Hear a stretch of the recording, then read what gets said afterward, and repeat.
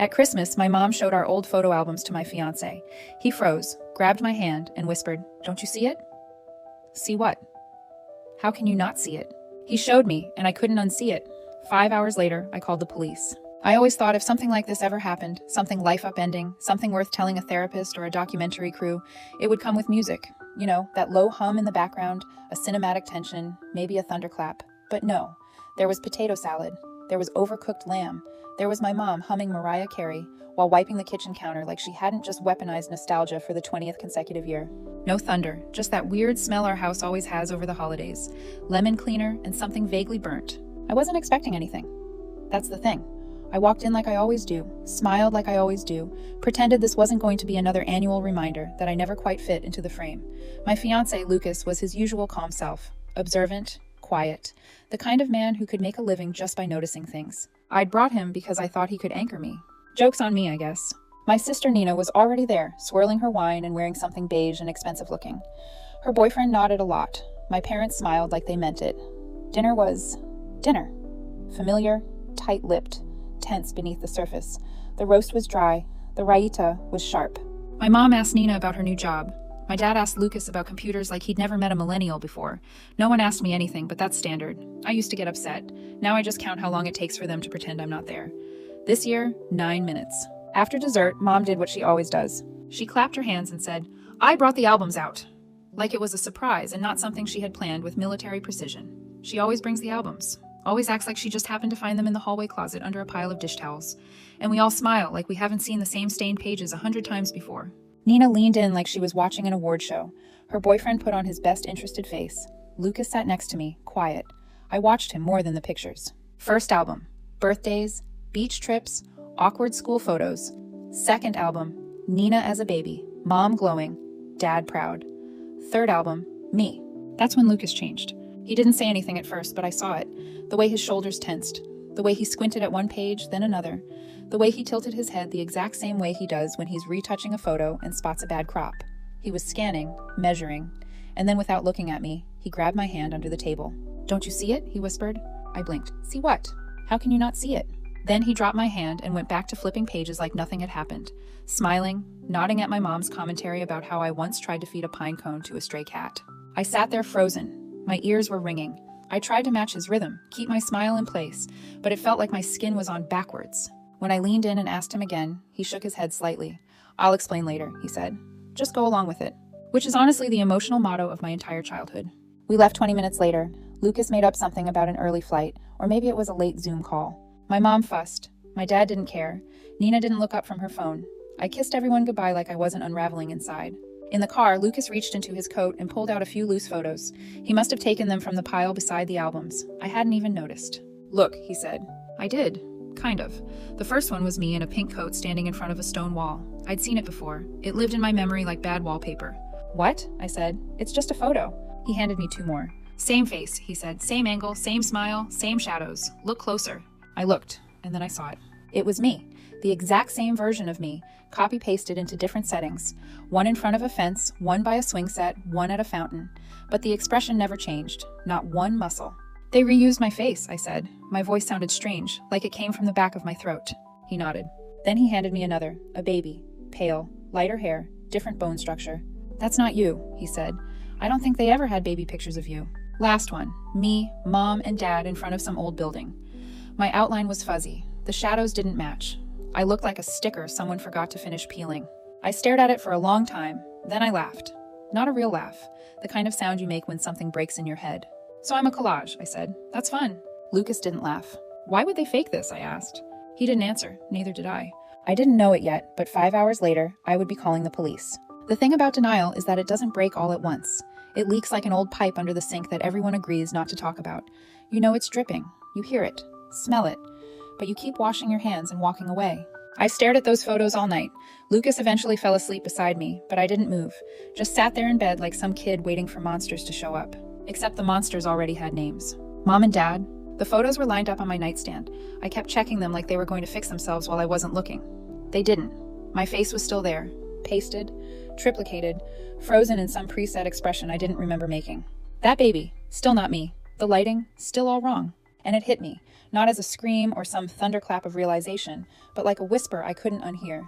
I had no idea where I came from. I mean that literally. I have no memories before I was 5. None. When I was younger, I used to think that was normal.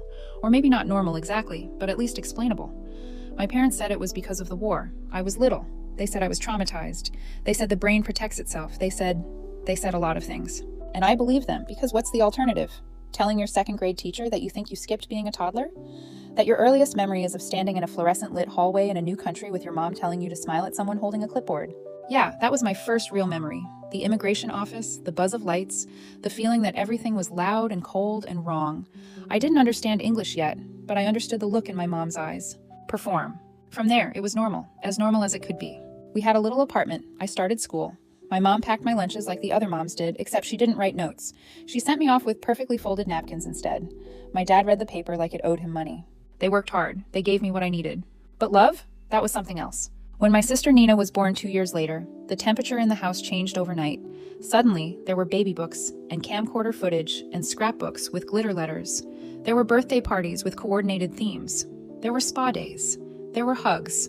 There was warmth. None of that had been there for me, ever. With me, it was always, you're strong. You're independent. You never needed much. Which is just another way of saying, we didn't give you much. I used to tell myself it was because I was older, because I was first, because they were figuring it out. But now I wasn't so sure. There were no aunts, no uncles, no cousins. No one ever visited from the old country. We never went back. My parents said they had no one left. It was war, they said. Everyone is scattered. I asked about family once. My dad said it was complicated. My mom changed the subject. And then there was the Facebook message. I was 15. I walked into the kitchen and saw her on the laptop. She was staring at a message in a language I couldn't read at the time. Serbian.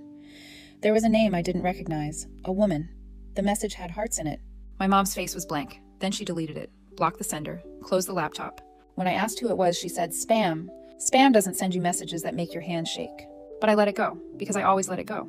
I was diagnosed with PTSD at 17. Nightmares, panic attacks, this dull, ever-present fear, like something was always about to happen, like I was waiting for a door to slam that never did.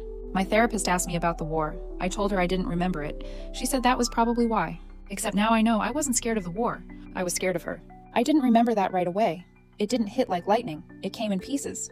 That night, as I sat at the kitchen table, staring at the photos Lucas had taken, one memory blinked to life like a flashlight in a dark room. A woman. Not my mother, not the one who raised me, someone else. A softer face, dark eyes. She smelled like citrus. I was holding her hand. And then there was another woman, not the one who raised me, someone else. Softer voice, gentle hands. I was holding her hand. Then the woman I grew up calling Mom walked in. She was younger, smiling like she'd just arrived. The first woman leaned down and said in Serbian, "This is your babysitter." That was the first time I met her. Then another flash. Me pulling on a coat, crying, saying, "I want Mama," and a hand on my shoulder, tight. "Don't say that again. If you talk about her, you disappear." I remember those words now. I didn't before, but they were there, buried under years of being told to smile for the camera. And then the screaming. I was in a bed, new, strange, my legs kicking, my chest burning. I was calling for her. The first woman, the one who smelled like citrus. And another voice, cold. Enough! I don't know how long the panic lasted. Maybe minutes, maybe centuries. Lucas found me on the kitchen floor, gasping, my palms flat against the tiles like I was trying to hold on to something. He tried to touch me. I flinched. He sat beside me instead, not saying anything. And somewhere in the middle of that, still on the floor, breath caught in my throat, vision swimming, I reached for my phone and dialed 911. The operator picked up on the third ring. 911, what's your emergency? My chest was caving in, my mouth opened, but no sound came out at first. Lucas was still kneeling beside me, one hand on my back, steadying my breath like he could anchor it. I finally forced the words out. "I've been kidnapped." A pause, sharper now. "Ma'am, are you safe right now?" I think so. I'm home." "Is the person who took you with you now?" No, it was a long time ago, I think. I just remembered it." Another pause, then a shift in tone, gentle, still controlled. "Okay, take a breath for me. You're not in danger right now?" "No, but it's real. I remember now. They weren't my parents." Lucas reached over and took the phone. "Hi, this is her fiancé. She's having a panic attack. Just came on about 15 minutes ago. She's been uncovering some things. Childhood photos that look clearly edited. No birth records. Weird inconsistencies. And she just had a very vivid memory. She believes she was abducted when she was around 5. It would have happened 25 years ago, outside the US. The operator stayed calm. "I understand. What's your location?" Lucas gave our address. "I'm going to log this as a welfare check and forward it to the department's investigative unit," she said. "You'll get a call from someone to follow up. If either of you feels unsafe in the meantime, don't wait. Call us back immediately. Lucas thanked her and hung up. I was still shaking, but the words had been said out loud to someone real, and there was no undoing that. I didn't sleep. I showered, changed clothes, folded laundry I didn't remember putting in. I think I emptied the dishwasher at one point. Lucas hovered, made tea, watched me like I was glassware in an earthquake. You should rest, he said at one point. I nodded, didn't move. I kept expecting someone to knock on the door, or burst through it, or for the floor to just fall out from under me. Instead, the apartment stayed quiet, humming softly like it didn't care what was happening to me. The next morning I got an email. Case file opened. Pending contact from an assigned officer. Someone would be in touch. That was it. I showed Lucas. He read it twice, then just nodded. It's real now, he said. Real. Like it hadn't been real when I was curled on the kitchen floor trying to remember if I'd ever actually had a mother. The knock came 2 days later. 3 taps, measured, calm, like a favor. I opened the door and saw my mom holding a brown paper bag like she was delivering cookies. My dad stood slightly behind her, hands in his coat pockets, face neutral. Can we come in? She asked, already stepping forward. Lucas appeared beside me. I nodded slowly and let them in. They sat on the couch like they were guests. My mom put the paper bag on the coffee table. I brought some of that soup you like, the carrot one, from when you were sick that time. That time I was 8 and she told me to stop crying because I wasn't dying. That soup? Thanks, I said flatly. She smoothed her coat and looked around the apartment like it might help her figure out what to say. My dad stayed standing. We spoke to the police, she said finally. They said you filed a report. I did. She looked like she wanted to be offended, but didn't have the energy. You should have just come to us first. Would you have told me the truth? She paused, blinked. We didn't want to hurt you. Lucas spoke. So it's true. My dad finally stepped forward. Yes, he said, you're not biologically ours. I exhaled through my nose. Not relief, just confirmation of something I already knew, but needed someone to say out loud. My mom nodded. Your mother was young, very young. She couldn't take care of you. She begged us to take you with us. Begged? I said. She wanted you to have a better life. We were leaving, and she was staying behind. It was war. She knew what that meant. So where is she now? My mom folded her hands. We don't know. You never checked. It was complicated. Lucas crossed his arms. Why fake the photos? My dad didn't flinch. We didn't want her to feel like she didn't belong. So you erased her real life and invented one? Lucas asked. My mom's voice cracked. You were 5. You cried for her for weeks. It was awful. But you adjusted. You forgot. We thought it was better that way. You could have told me. And said what? She snapped. That we took you from your mother? That you had a life you'd never remember? You would have hated us. You think I don't? Silence. Then she pulled something from her bag. A photo. Me, maybe 6 years old, holding my dad's hand. This one's real, she said, like that was supposed to fix it. I didn't touch it. They stood. My dad looked at Lucas, then at me. We didn't steal you, we rescued you. I didn't answer. Neither did Lucas. And the worst part? For about 10 seconds, I almost believed them. I didn't ask them gently. I said, tell me her name. My mom blinked like she didn't understand the question. My dad did his usual thing, where he rubbed his face like he was exhausted by the weight of having to deal with me. You were 5, she said. Your memories, they aren't reliable. Try me. She shook her head. We didn't want to hurt you. You already did. They looked at each other. Then my dad said the name like it was a confession. Mara Petrovic. No address, no contact, just the name. When I asked for more, my mom said, we lost touch. It was war. Right. And apparently war also erases your ability to type a name into Google. We started searching that night. Lucas was on his laptop. I was on mine. My Serbian is passable when I'm talking to elderly relatives about food, but online research is another story. Mara Petrovic. Apparently not an uncommon name. There were a few dead ends. A florist in Novi Sad, a retired gym teacher in Belgrade. Then I clicked on a grainy Facebook profile. No smile, no filters. Just a woman with dark hair pulled back, early 50s, faint lines around her eyes, and a face that made my stomach drop. I stared. Lucas leaned over. She looks like you, he said. I shook my head slowly. No, I look like her. It wasn't just a resemblance. It was the kind of similarity that makes you uncomfortable. The kind you don't see in the mirror until someone else points it out. Same jawline, same eyes, same expression when she wasn't trying to have one. She hadn't posted in months, but her About section listed a town in southern Serbia. The same one I'd heard once in passing when I was 10 and my mom slipped up. We sent a message. We used Google Translate. It probably sounded robotic, but Lucas checked it 3 times. I stared at the screen the entire time like it might answer me back. Hello, I was given your name. I think I might be your daughter. Then we waited. She replied the next morning. One line, can we talk? We set up a video call. I don't remember agreeing to it. Lucas did all the clicking. I just sat there, wrapped in a blanket, feeling like I was about to meet someone from a dream I didn't know I'd had. And then her face appeared. She looked older than her profile photo. Tired, but still her. Still me. She didn't speak at first, just stared. Her hand went to her mouth like she needed to hold something in. I wasn't sure, she said finally. But now that I see you, I wanted to say something, anything, but the words got stuck somewhere behind the lump in my throat. I've been looking for you for 25 years. She said my name. It wasn't Isabel back then. It was at Milena. I froze. Milena. It didn't sound familiar, but it felt right. Like a shoe I hadn't worn in decades, but still fit. I blinked, trying to stay steady. Did you give me up? Her face broke. Not dramatically, not like in the movies. Just this quiet collapse in her expression. Her mouth opened, then closed again. No, she said. God, no. She looked off screen for a second like she needed to ground herself. Then she turned back. You were 5. I had to leave you with someone I trusted. A neighbor, a friend. Just for a couple hours while I ran to the municipal office to finalize some papers. When I came back, you were gone. She took a breath.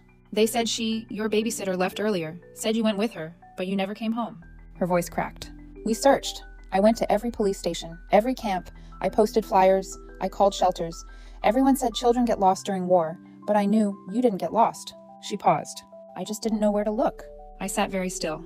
Lucas was the one who asked, did you ever apply to leave? She nodded. I was approved for a resettlement program to the U.S. families with children got priority. I had everything ready. She looked at me then. But after you disappeared, they took me off the list. Not that I would have left without you. And then it hit me, harder than any memory ever had. That's why. That's why they took me. Why they needed me. Why they edited me into those photos like I was some final puzzle piece. They didn't take me because they loved me. They took me because I got them out. We sat in silence for a while after that. Her eyes were red. Mine probably were too. Lucas didn't say anything, just sat next to me like he was trying to hold the edges of the room together. I never knew where you went, she said softly. I thought maybe someone took you over the border. I thought maybe you died. I didn't know what to hope for. I didn't know what to say to that. What do you say to a woman who lost you? They changed my name, I said instead. Isabel, she nodded, as if the sound of it hurt. My Lena was your grandmother's name. I don't know what I expected to feel. Rage? Relief? I felt hollow, like someone had reached inside and scooped everything out, but politely left the shell so I could continue functioning in public. 2 weeks later, we stood side by side at the precinct. She wore a navy coat. I brought the photos. The officer took our statements, asked us questions I barely remember answering. My mom, my real mom, unfolded a creased flyer from her purse, the original missing persons notice. My name, the first one printed beneath a grainy photo. Milena Petrovic, age 5. Last seen wearing a red scarf. This is her, she told the officer. This is my daughter. And for the first time, someone else nodded. We pressed charges, and I stopped pretending the past was something I owed to anyone but myself. It didn't go to trial. They were found guilty during the investigation, immigration fraud, falsifying federal documents, concealing a child abduction across international borders. Turns out they never gave up their Serbian passports. They just tucked them away in a drawer, right next to their moral compass. Their American citizenship was revoked. They were deported within 6 months. No appeals, no second chances, and they can never come back. Nina stayed. Of course she did. She was born here. At first, she didn't say much, just stared at the floor a lot. Then one day she came over and said, that was really messed up. It wasn't an apology exactly, but it was something. We talk more now than we ever did growing up. She's not my sister by blood, but she still knows how I take my coffee. And that counts for something. As for Mara, my real mother, she moved to the U.S. 6 months after everything settled. Family reunification program. Lucas and I helped with the paperwork. She got a job at a bakery near our apartment. Says it reminds her of the one she worked at when she was 21, before everything happened.